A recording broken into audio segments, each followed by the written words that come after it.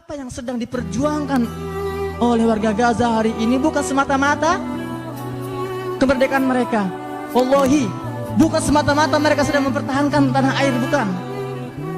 Mereka sedang mempertahankan kehormatan seluruh umat Islam dunia.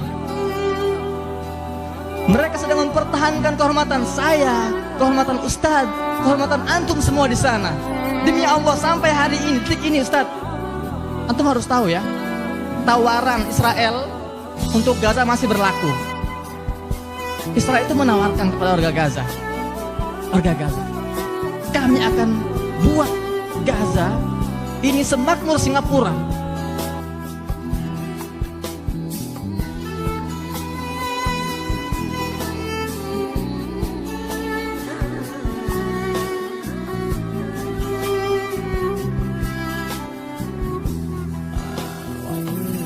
Ini dia orangnya. Wah, sudah sering lihat ya? Alhamdulillah. Silakan Ustaz. Boleh silakan dulu, Fadal. Silakan. Saya duduk di sini, antum di sini. Fadal. Fadal. Saya sudah duduk, antum jangan naikkan lagi. Ya. Fadal Ustaz. Bismillahirrahmanirrahim. Assalamualaikum warahmatullahi wabarakatuh. Teman-teman sekalian, alhamdulillah hari ini malam ini kita kedatangan tamu yang sangat istimewa. Saya itu, tapi ini rahasia ya, rahasia. Saya saking cintanya dengan saudara-saudari kita di bumi Syam, Palestina. Di ruang kerja saya sampai hari ini di atas, saya lilitkan syal Palestina yang tidak pernah saya lepaskan kecuali Palestina sudah mendapatkan haknya dan sudah terbuka Masjid Al-Aqsa itu untuk orang-orang beribadah di dalamnya. Maka alhamdulillah malam ini dikirimkan saudara kita yang beliau akan memperkenalkan dirinya langsung, siapa beliau, kenapa ada di sini, kenapa tiba-tiba muncul, ya apa yang terjadi kemudian di Gaza dan sebagainya. Tidak panjang lebar, panjang kali lebar sama dengan luas, dan itu terlampau banyak menyita waktu.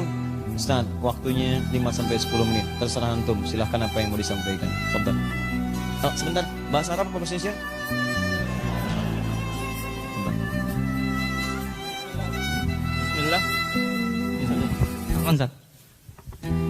Bismillahirrahmanirrahim. Assalamualaikum warahmatullahi wabarakatuh.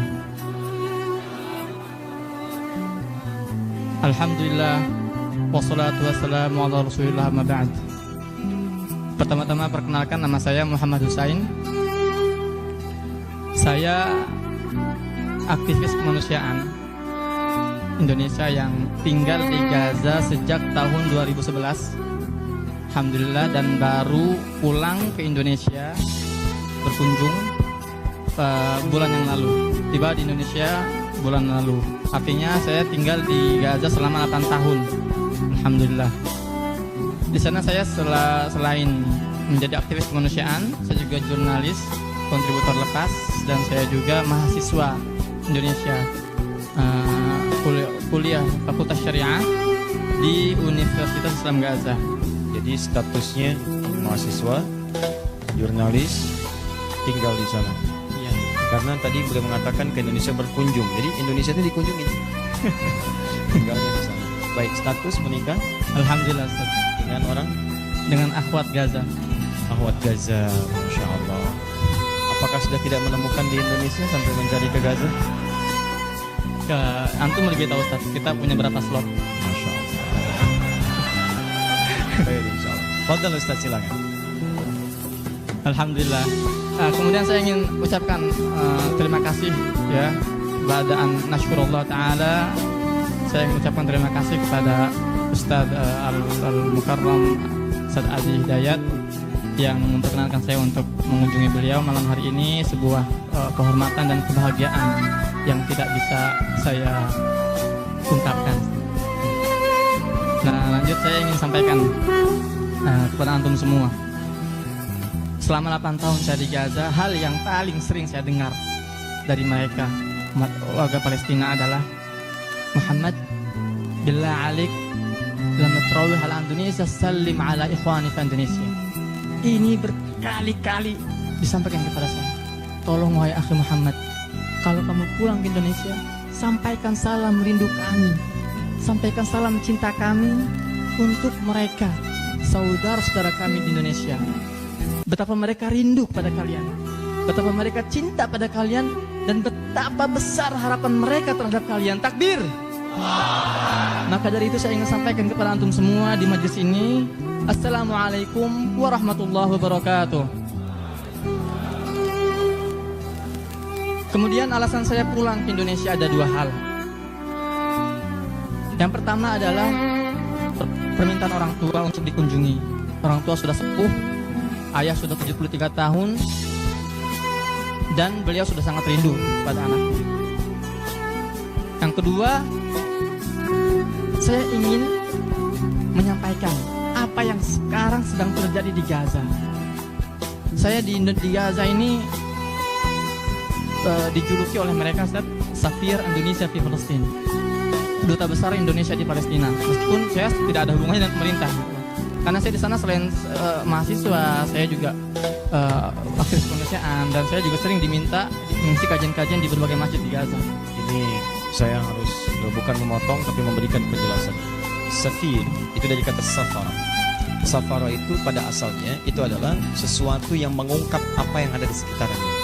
Kenapa duta besar disebut dengan safir? Karena dia berusaha meneliti, mengungkap apa yang ada di tempat dia tinggal, dan diberikan laporan, ini perkembangannya ini begini, dan begini. Jadi kalau orang Palestina, orang Arab menyebutkan beliau dengan safir, itu pantas karena keberadaannya mengungkap apa yang terjadi di sekitar Palestina. Barakallahu fiik. Apa yang sedang terjadi di Gaza? Ketika saya tinggalkan Gaza dengan 2 juta warganya sedang memasuki masa periode terburuk, masa tersulit sepanjang sejarah konflik Palestina-Israel. Gaza dengan 2 juta penduduknya diblokade sejak tahun 2006. Sudah lebih dari 12 tahun. Krisis, berbagai krisis, sebutkan apa jenis krisis di dunia ada di sana. Krisis ekonomi, 75% sektor ekonomi kolaps. Krisis air bersih, 95% lebih air bersih di sana terkontaminasi, tidak layak minum. Krisis kemiskinan, krisis sosial, krisis keamanan. Listrik di Gaza itu hanya 4 jam satu hari, bayangkan. Blokade yang sangat mencekik. Belum lagi intimidasi, serangan dari udara, dari darat, dari laut, setiap hari. Namun di sini ada hal yang ingin saya sampaikan, penting untuk saya sampaikan. Apa sebenarnya yang sedang mereka perjuangkan di sana? Mereka rela diblokade, mereka rela dibunuh, mereka rela diintimidasi, diteror. Banyak yang salah kaprah di kita. Kenapa mereka harus diperhatikan? Apa yang sedang diperjuangkan oleh warga Gaza hari ini bukan semata-mata kemerdekaan mereka. Wallahi, bukan semata-mata mereka sedang mempertahankan tanah air, bukan. Mereka sedang mempertahankan kehormatan seluruh umat Islam dunia. Mereka sedang mempertahankan kehormatan saya, kehormatan Ustadz, kehormatan antum semua di sana. Demi Allah, sampai hari ini, detik ini Ustadz, antum harus tahu ya, tawaran Israel untuk Gaza masih berlaku. Israel itu menawarkan kepada warga Gaza, kami akan buat Gaza ini semakmur Singapura. Kami akan bangunkan untuk Gaza pelabuhan terbaik. Kami akan bangunkan untuk kalian bandara terhebat, tercanggih. Tapi satu minta kami, tanggalkan senjata kalian, berhenti melawan. Kami akan angkat blokade, kami akan buat kalian kaya. Tapi apa jawaban mereka? Tidak. Karena warga Gaza tahu yang sedang mereka perjuangkan adalah kehormatan umat Islam dunia. Gaza adalah benteng pertahanan terakhir umat Islam. Kalau Gaza tunduk, kalau Gaza menyerah, tidak ada lagi kebaikan di atas bumi ini. Ini yang harus kita pahami. Maka saya pulang ke Indonesia, saya berharap agar pemahaman ini bisa tersebar merata. Demi Allah, ini saya tidak basa-basi. Warga Gaza itu sering berkali-kali ngomong ke saya bahwa kami menaruh harapan besar terhadap umat Islam Indonesia. Kami yakin bahwa yang akan membebaskan Palestina bukan dari negara-negara Arab, bukan dari Mesir, bukan dari Saudi Arabia, bukan dari mana lagi? Sebutkan negara-negara Arab. Mereka yakini apa? Indonesia akan memimpin perjuangan pembebasan Palestina dan Masjid Al-Aqsa. Takbir. Maka dari itu saya harus berkunjung sejenak Indonesia. Saya ingin betapa cinta mereka, rasa sayang mereka, kerinduan mereka, dan harapan mereka sangat besar kepada umat Islam Indonesia. Sampai detik ini, sampai hari ini, mereka terus mengirimkan pesan kepada saya. Tolong Muhammad, sampaikan pesan kami kepada mereka. Maka dari itu saya sangat senang, alhamdulillah, di malam yang mulia ini, di majelis yang Allah berkahi ini, kita semua dikumpulkan. Saya bertemu dengan antum semua, dan kita berdoa kalau hari ini kita bisa sholat berjamaah di Masjid Al-Ihsan, insya Allah besok kita semua sholat berjamaah di Masjid Al-Aqsa. Takbir. Kurang lebih itu saja karena saya sudah dibatasi oleh waktu. Sudah 10 menit ya. Nah, pertanyaan Ustaz, antum kan ini duta Gaza, sedangkan Gaza diblokade dan tidak mudah menyampaikan situasi di Gaza, apalagi untuk kebaikan masyarakat Gaza. Bagaimana ini kemudahan antum bisa keluar masuk? Apa tidak ada kesulitan nanti untuk masuk lagi ke sana? Jadi itulah alasan kenapa saya selama 8 tahun di Gaza pulangnya sekarang. Jadi memang sangat sulit, Ustaz, sangat sulit. Saya pun sempat tertahan di perbatasan Rafah Mesir ini lebih dari 30 jam. Saya ditanya diinterogasi oleh pihak intelijen. Ya, alhamdulillah Allah mudahkan berkat doa orang tua dan doa teman-teman semua. Meski demikian, tetap ini saya belum, sebetulnya nggak ada jaminan saya bisa pulang ke Gaza, Ustaz. Tapi alhamdulillah karena saya membawa anak dan istri dari Gaza, ini biasanya gitu. Karena saya sudah punya identitas iqamah di sana di Gaza, dan saya punya anak dan istri dari Gaza, biasanya mereka memberikan pengecualian saya bisa masuk ke Gaza. Makanya saya juga mohon doanya antum semua, semoga Allah mudahkan perjalanan saya ke Gaza dalam beberapa bulan ke depan.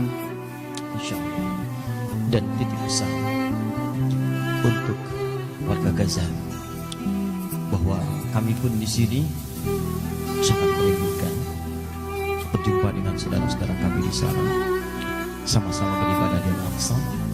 Dan tolong sampaikan pada mereka, jika ada 1000 orang yang berjuang untuk Al-Aqsa, maka kami akan termasuk di dalam. Jika itu hanya 100 orang, maka kami pun ada di dalam. Jika ada 10 orang, maka kami ada. Dan jika ada cuma 1 orang yang berjuang, maka katakan itulah kami orangnya. Dan seperti Palestina menjadi negara pertama dengan muftinya mengakui kemerdekaan Indonesia, maka kita pun insya Allah akan menjadi bagian yang pertama. Bukan hanya bermohon kepada Allah, tapi kalau kita diberikan kesempatan untuk menjadi bagian terbaik di saf yang pertama untuk masuk ke Aqsa itu, insya Allah kita akan jadi bagian dari itu, dan kita akan jadi pionir di dalamnya. Takbir. Saya kira itu hal terbaik di malam ini. Dan jangan takut dengan berbagai hal, karena ajal kita sudah dituliskan mau dimanapun. Wafat itu niscaya, apapun sebabnya itu bisa terjadi. Tapi kita bisa memilih dalam keadaan apa kita wafat. Jika Anda bisa mengondisikan diri wafat dalam keadaan mulia, maka